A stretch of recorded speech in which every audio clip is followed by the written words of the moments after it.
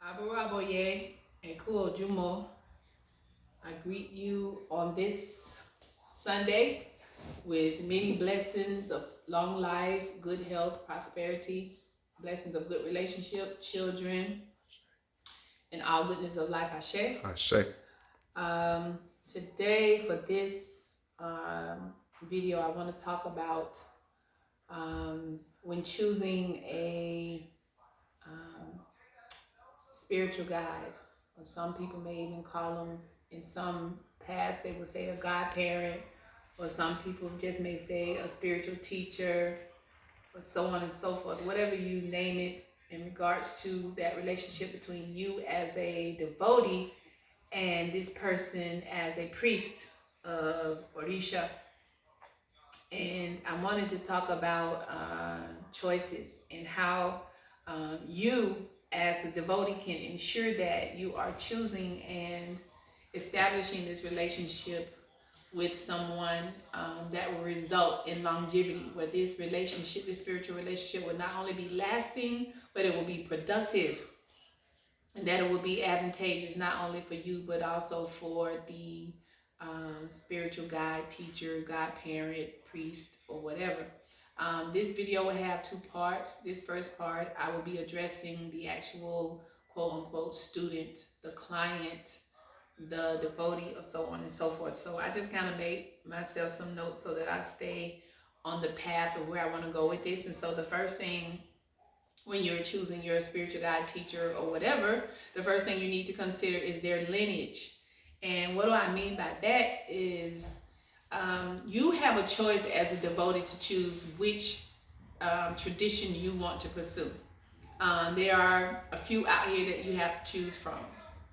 So, for example, some may refer to it as Ishe Lakba, or that is, I refer to it as the West African Orisha tradition. And so, with this lineage, those priests or those spiritual guide or teachers will, their teaching, their rituals, their prayers, etc., will fall in line with what they've been taught or passed down from the West African Orisha tradition, most likely in Nigeria and Yoruba land. So that's one path that you can choose to take.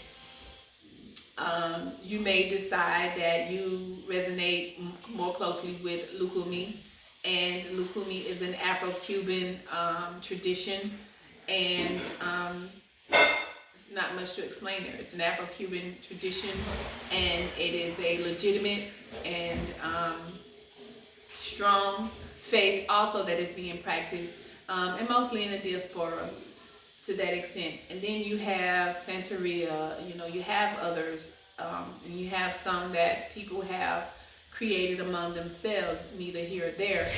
Is not to say that either is wrong or less powerful or less significant than the other. Is to say that you have to look at the patterns of that tradition, look at the rituals, the prayers, the way that they practice that religion, and you have to decide that, hey, this is what I like, this is what resonates with me, this is what I can relate to, this is what makes me more comfortable. So that's the first thing that you need to do, is to do your research and determine which of those paths that you want to go.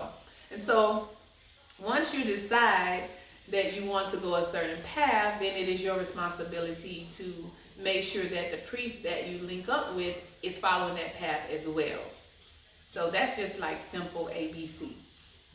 And so the next thing that I notice here, so once you've made that decision, you want to consider the level of training and experience of that priest or that spiritual guide. And what I mean by level of training, you need to do your research to decide how many years has this person been practicing. You need to consider this person's level of knowledge. What do they know, and what things can they what rituals are they able to perform, or what prayers are they aware of, or what knowledge base do they have in order to help you and to assist you with your problems. You can't assume that every person has the same exact level of knowledge, and of course you don't want to be rude or disrespectful and question somebody, well, what's your level of knowledge? But there's research out there. Of course we have the internet, And then we have that almighty word of mouth. You can ask around and ask people, is this person a reputable priest or priestess? Does this person know what they're doing in this aspect or that aspect? There's a disclaimer there because you may find priests that may specialize in one angle. Or another. So while you may be looking for a priest to do X, Y, Z, this priest specializes in A, B, C. And so it's not just because this person does not specialize or is not trained or has experience in this particular thing that you're looking for. That's the point of you doing the research, because you want to find someone that does. Doesn't mean that you have to find someone that is a jack of all trades. You just need to find someone that is a jack of the trade that you require. And that's just simple as that.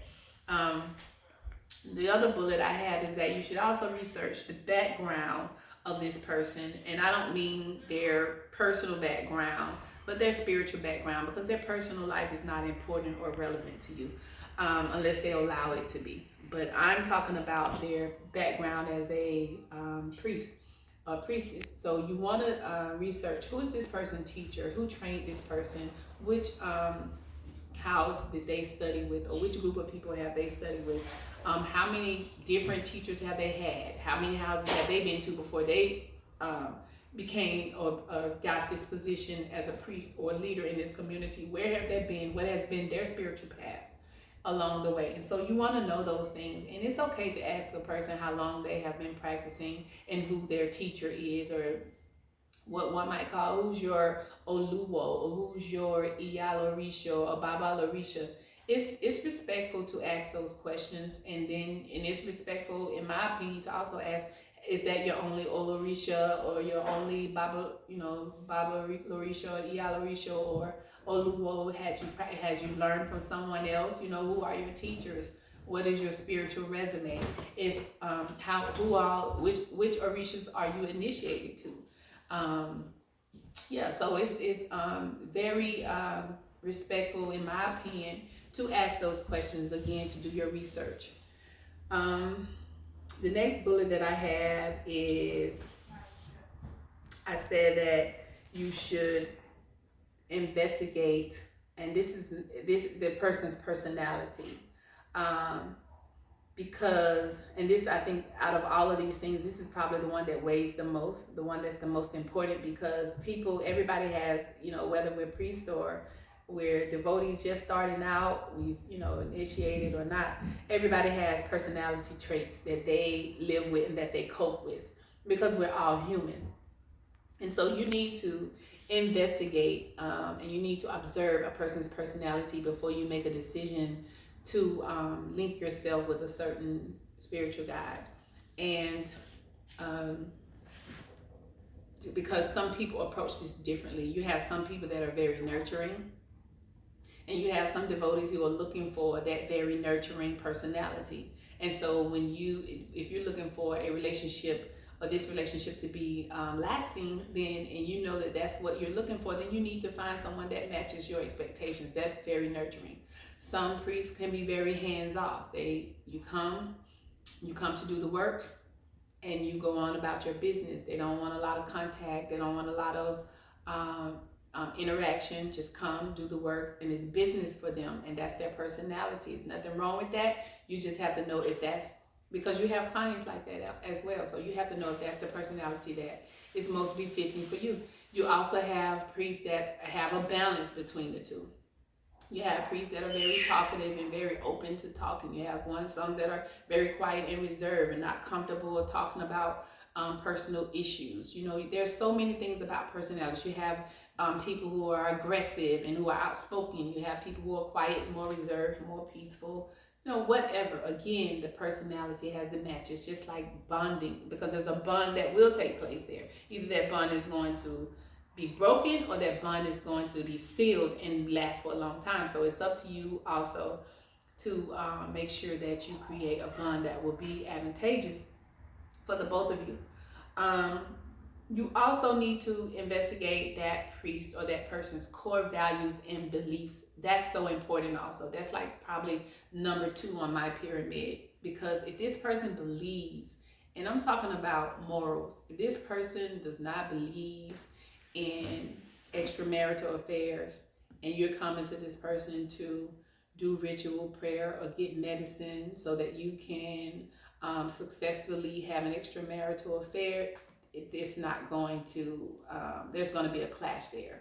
So that's why it's important for you to, or this person is, this person has a strong, firm belief that thievery or theft is wrong, and you're coming to this person to do ritual prayer, etc., because you want to get away with stealing or doing something of that nature. If those things are against that person's core beliefs, then you're going to clash. So I advise you to investigate and ask this person, what are their core beliefs, what are their morals, what do they believe in, so that you can know, knowing who you are and what you believe, if there's going to be a bond there as well. And then last, I would say in conjunction with both of those, again, is what you're looking for.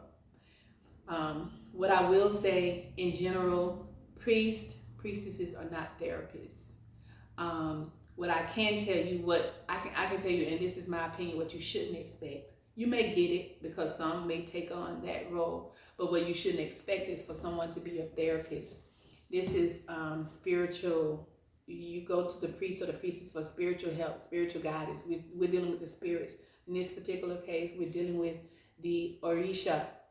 And so if you have emotional and mental issues going on, I'm not saying that spirituality cannot assist you in those matters, but if you need therapy, there are therapists, there are trained therapists that you can pay for that type of service.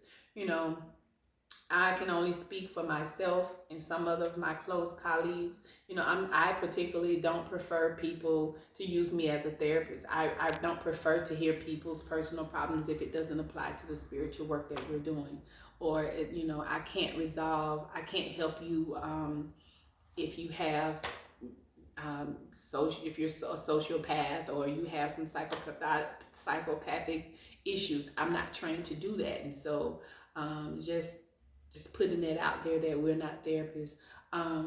If you're having marital problems, yes, there are some things spiritually you can do, but you need to go and see a therapy or a marriage counselor and so something like this. So I just want to, you know, make sure we emphasize that. So again, I say that if you kind of stick to those 5 things: lineage, level of training and experience, the background of that person, the core beliefs, and the personality of that priest or priestess, then you will be very successful in finding someone that will fit your needs and that you can create the most lasting bond with. With that said, I wish everybody the best of luck. Ireo Odaro.